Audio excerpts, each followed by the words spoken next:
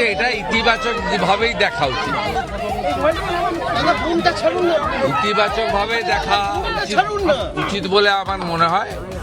আমার অযোগ্য কাজ করেছেন তিনি, তারপরেও তিনি একজন বর্ষিয়ান মানুষ, সিনিয়র নাগরিক হিসেবে আমার মনে হয় এটা ইতিবাচক হিসেবে দেখা উচিত। আইনের পথে চলবে।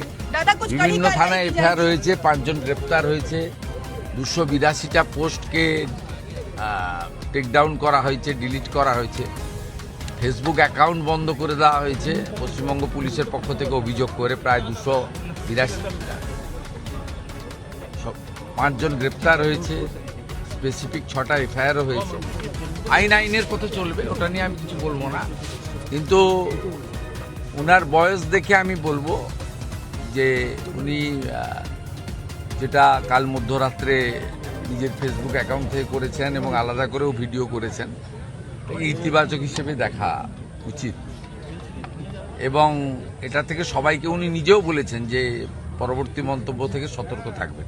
ভালো।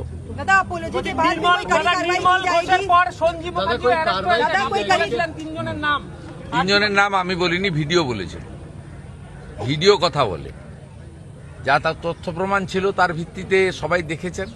এবং একটা রাজ্য পুলিশের দেখুন, আমি সেদিন পরিষ্কারভাবে বলেছি 3 জন আইপিএসকে সাসপেন্ড করা, ডাক্তারদের মেডিকেল কাউন্সিলের তাদের যে মেম্বারশিপ মানে ডক্টরশিপ খারিজ করা এবং সিবিআই ইডিকে এনওসি দেওয়া, এটা আমাদের সুযোগ ছিল, আমরা প্রথমেই করে দিয়েছি। আর একটা জায়গায় সুযোগ ছিল রাজ্য পুলিশের, সেটা হচ্ছে ক্রিমেশন স্ক্যাম। সেখানে আমাদের নির্দেশ, আমার ইচ্ছা ছিল, আমি নির্দেশ দিয়েছিলাম, মাননীয় শেখর দেবনাথ মহোদয় অভিযোগ করেছেন এবং 3 জনের নামে অভিযোগ ছিল যাদের ছবিতে দেখা গেছে যারা যুক্ত। দ্রুততার সঙ্গে পুলিশ বাইরের রাজ্য থেকে তুলে নিয়ে এসছে এদেরকে। আমি সিপি ব্যারাকপুর অমিত সিং সহ তার টিমকে ধন্যবাদ দেব। বাকি একজন আছে, তাকেও পুলিশ গ্রেপ্তার করুক অথবা তিনি নিজে সারেন্ডার করুক, এটা আমি চাইব।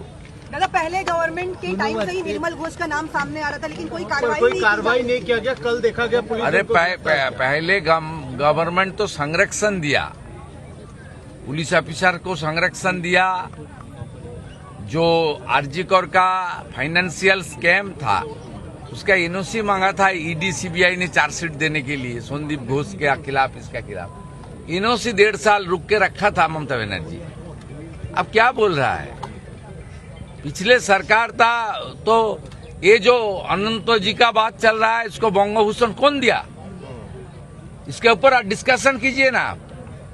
देखिए राज्यसभा में बहुत पॉलिटिकल लोग को भेजता है, बहुत सारा पार्टी भी भेजता है, टीएमसी भी बहुत लोग को भेजा। मैं कितना नाम बोलूं?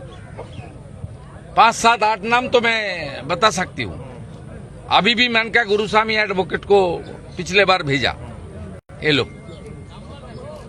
लेकिन बंगभूषण पश्चिम बंगाल का जो सबसे बड़ा अवार्ड वो कौन दिया? बड़ा बड़ा भाषण दे रहा है, छुपा के चला गया 5 आदमी लेकर श्याम बाजार में नौटंकी करने के लिए, 100 पत्रकार और 5 सपोर्टर।